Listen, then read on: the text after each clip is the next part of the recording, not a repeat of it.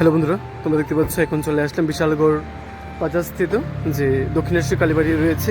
সেখানকার যে সুন্দর মুহূর্ত আছে শিব চতুর্দশী উপলক্ষে যে খুব সুন্দর একটা মুহূর্ত, সেটা তোমাদের সঙ্গে শেয়ার করছি। তাই আজকে চলে আসলাম। দেখতে পাচ্ছ প্রথম মায়ের দর্শন করাচ্ছি তোমাদেরকে, তারপর যে বাবা ভোলানাথের যে শিব পূজার যে সুন্দর মুহূর্ত আছে সেটা তোমাদের সঙ্গে শেয়ার করব।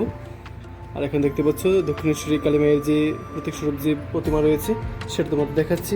খুব সুন্দর অলৌকিক একটা মুহূর্ত বলতে পারি, খুব সুন্দর একটা দৃশ্য।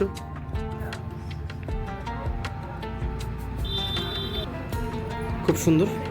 চলো তোমাদের বাবা ভোলানাথের প্রতীক স্বরূপ যে শিবলিঙ্গটা রয়েছে সেটা দর্শন করাচ্ছে, এবং আজকে শিব চতুর্দশী যে পূর্ণলগ্নে যে শিব পূজার যে সুন্দর মুহূর্ত আছে সেটা তোমাদের সঙ্গে শেয়ার করছি। বিভিন্ন জায়গার দৃশ্য তোমাদের সামনে তুলে ধরেছি। সেই স্বরূপ আজকে এখানে চলে আসলাম বিশালগড় বাজার স্থিত যে দক্ষিণেশ্বরী কালী মন্দির রয়েছে সেখানে চলে আসলাম।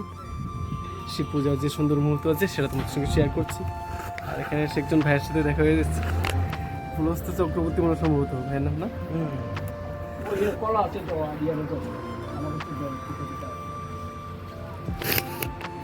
যারা দেখতে পাচ্ছেন এই সুন্দর মুহূর্তটা, আপনাদের কাছে বিশেষ অনুরোধ থাকবে যে আজকে যে সুন্দর মুহূর্তটা অবশ্যই শেয়ার করে অন্যদেরকে দেখার সুযোগ করে দেবেন, সঙ্গে থাকবেন।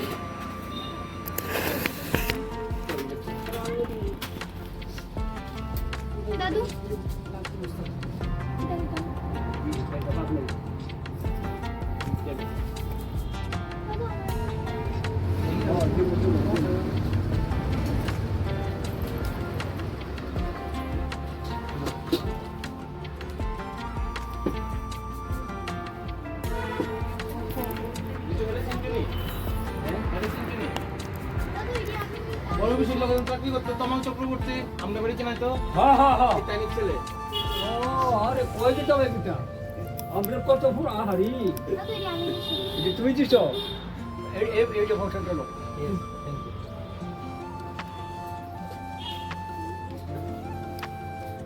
ভালো আছো তুমি? হ্যাঁ, ভালো। কেমন আছো? দাদু এটা আমি দিছি। ভিডিও তুমি দিছো?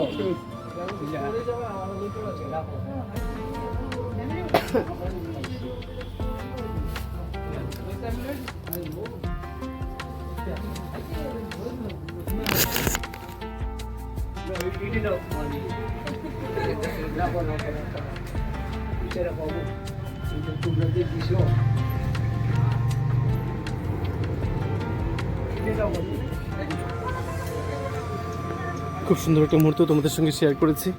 আজকে আবারও বলছি, আজকে শিব চতুর্দশীর যে পূর্ণলগ্নে এই শিব পূজার যে খুব সুন্দর দৃশ্য আছে সেটা তোমাদের সঙ্গে শেয়ার করছি।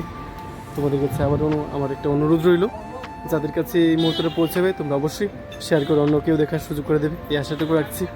কারণ আমাদের সনাতন ধর্মের যে বিভিন্ন পূজা পার্বণের উৎসব রয়েছে সেটা চাইছি সবার কাছে পৌঁছুক এবং সব দিকে যেন ছড়িয়ে পড়ে। সেই চেষ্টাটুকু যেমন আমি যেমন করছি তোমরাও সেই সহযোগিতাটুকু অবশ্যই করবে, সেই আশাটুকু রাখছি। তোমাদের সকলের মঙ্গল কামনা জানাচ্ছি। তোমাদের সকলে মঙ্গল কামনা জানিয়ে আজকের এই ছোট্ট ব্লগটা এখানে শেষ করছি। তোমরা সবাই ভালো থেকো, সুস্থ থেকো, এভাবেই ভালোবাসা দিয়ে পাশে থেকো।